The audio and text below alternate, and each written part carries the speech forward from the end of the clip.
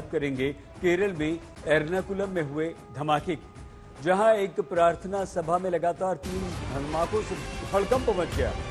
एक महिला की मौत हो गई, 36 लोग घायल हो गए। केरल पुलिस के साथ साथ जांच एजेंसियां जांच में जुट गई। शुरुआती जांच में जो खुलासा हुआ, इन धमाकों के पीछे बड़ी साजिश का वो इशारा कर रहा है। डोमिनिक मार्टिन नाम के एक व्यक्ति ने स्वयं सरेंडर कर दिया है पुलिस के सामने आकर, कहा कि मैंने ये धमाका किया है, मैंने ये विस्फोट किया है। ये व्यक्ति खुद आया और इसने बताया एक महिला की मौत हुई, 36 लोग घायल हुए हैं और जांच अभी तक जारी है। आईईडी के इस्तेमाल की आशंका व्यक्त की जा रही है। तेजी से उठती आग की लपटें, जलती हुई कुर्सियां और अफरा तफरी के बीच जान बचाकर भागते लोग।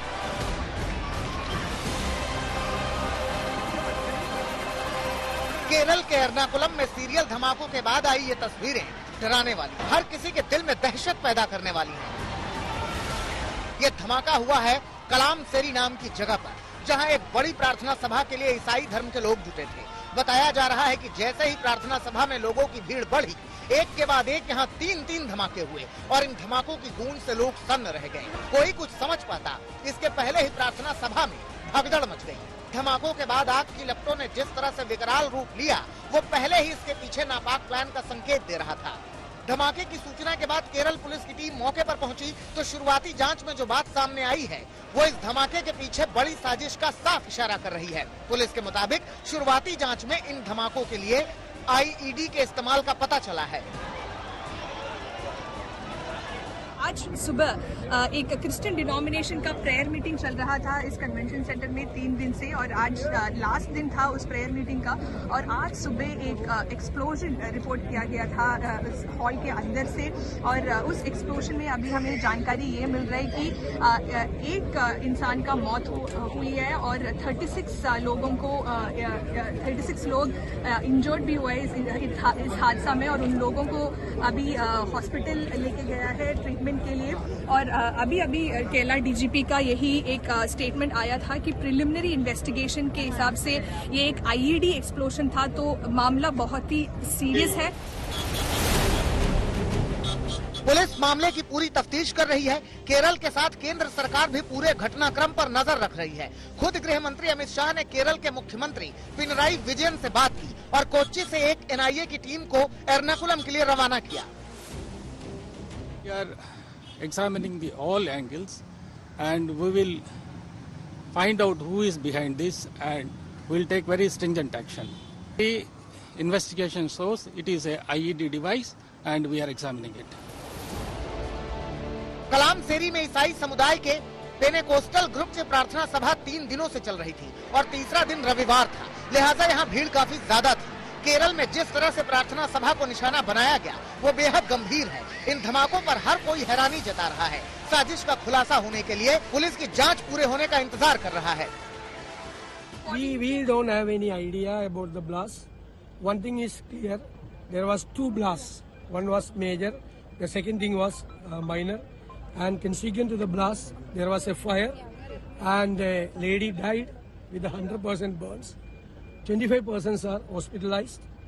Out of 25, 6 persons are in the IC unit.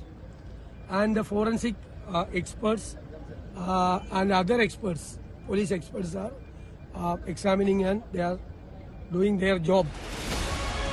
Kerala में जिस तरह से प्रार्थना सभा को टारगेट किया गया वो बताता है कि इसके पीछे पूरी प्लानिंग की गई थी। अब जांच कर इन धमाकों को अंजाम देने वालों तक पकड़ बनाने की कोशिश की जा रही है।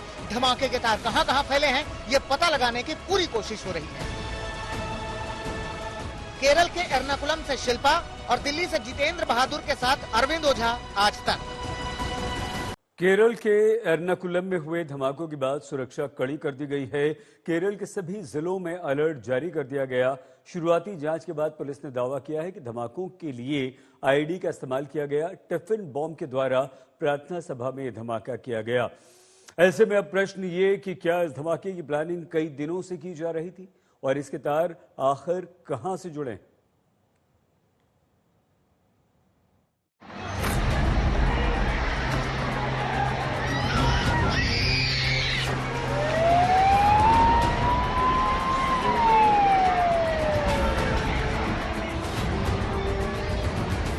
केरल के एर्नाकुलम में हुए सीरियल ब्लास्ट की जांच तेजी से चल रही है और शुरुआती जांच में जो जानकारियां सामने आ रही हैं, वो इन धमाकों के पीछे पूरी प्लानिंग का साफ साफ इशारा कर रही हैं। पुलिस का दावा है कि धमाका आईईडी के जरिए किया गया। पुलिस ने धमाकों में इस्तेमाल वायर, बैटरी और अन्य संदिग्ध सामान बरामद कर लिया है और मौके पर मौजूद लोगों के बयान से और सुराग तलाशने की कोशिश में लगी है।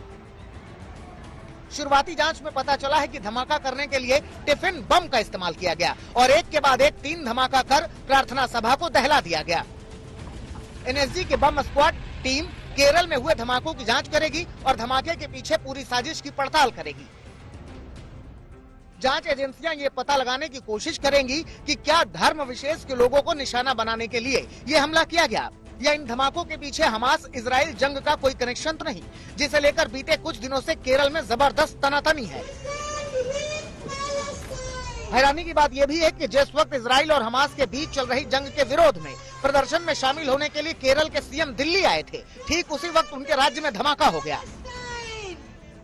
It is very unfortunate because such thing will not happen in the hospital, and we must have some tolerance. Don't spread these things in another way, because it is very unfortunate, because this is first in this area. So we have to be more cautious and be more.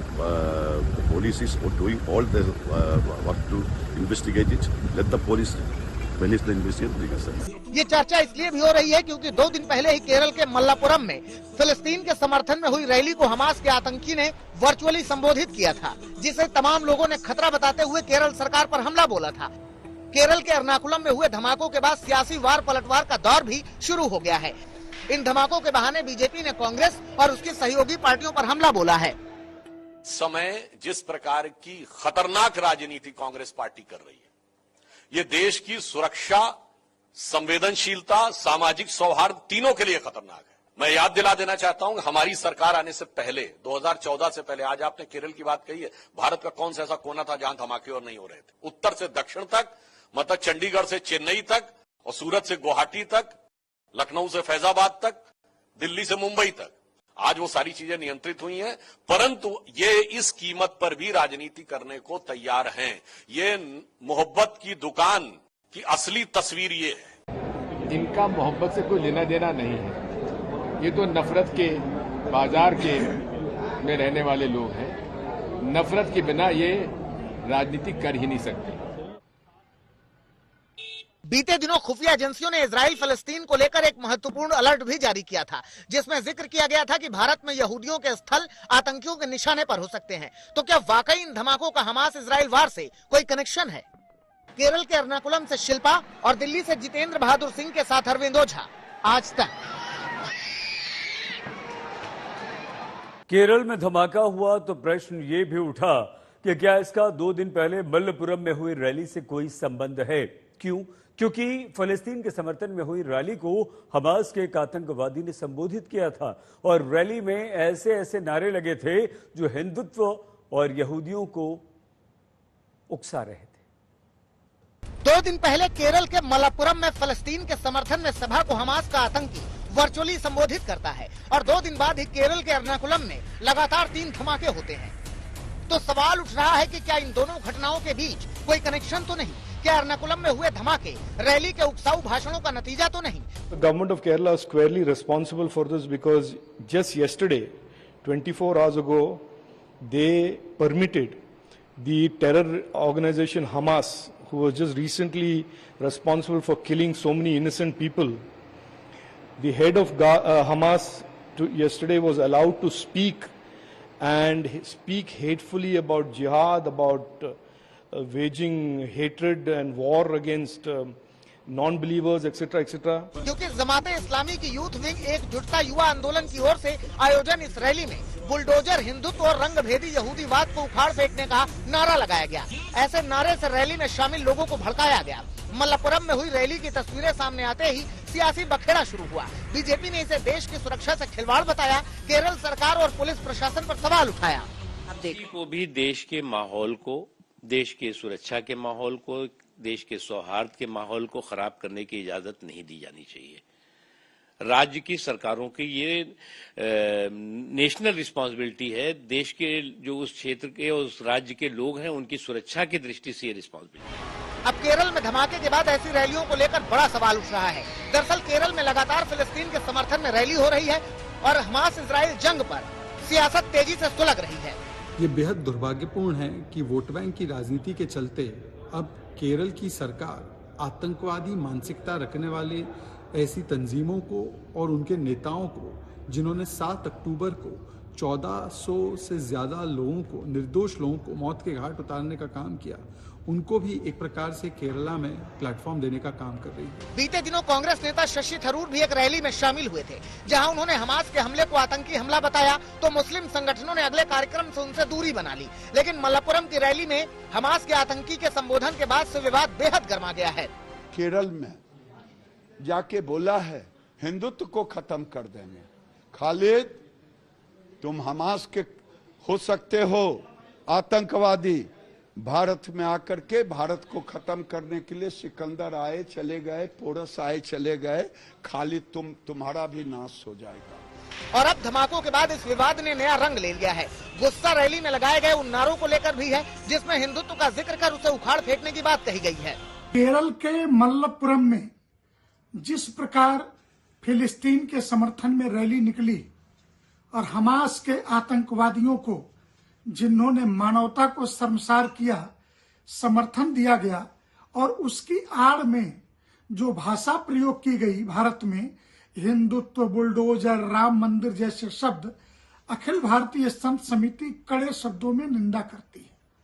और हम यह बताना चाहते हैं कि PFI के गुंडे और यह आतंकवादी जो दस्ते हैं, भारत के हर नगर में जो एक गाजा पट्टी बना करके रखे हुए हैं कि तुम्हें भी वह दुर्दिन न देखना पड़े गाजा पट्टी वालों की तरह से कि हिंदू भड़क उठे। उधर केरल की सत्ताधारी पार्टी के नेता खुद फिलिस्तीन के समर्थन में प्रदर्शन कर रहे हैं, गाजा में इजराइल के एक्शन को बर्बरता कह रहे हैं। मेन एजेंडा यही है कि हम चाहते हैं कि ये जो बर्बरता जो इजराइल ने छेड़ा है फलस्तीनियों के ऊपर गाजा स्ट्रिप में, ये बंद हो। और ये बर्बरता सिर्फ गाजा स्ट्रिप तक अब सीमित नहीं है, ये वेस्ट बैंक में भी पहुंच चुका है। गाजा पर इजराइल की कार्रवाई के बीच सियासत पहले ही 2 धड़ों में बटी थी, अब धमाकों ने इस तनाव को और बढ़ा दिया है। केरल के एर्नाकुलम से शिल्पा और दिल्ली से जितेंद्र बहादुर और अरविंद ओझा के साथ आज तक ब्यूरो।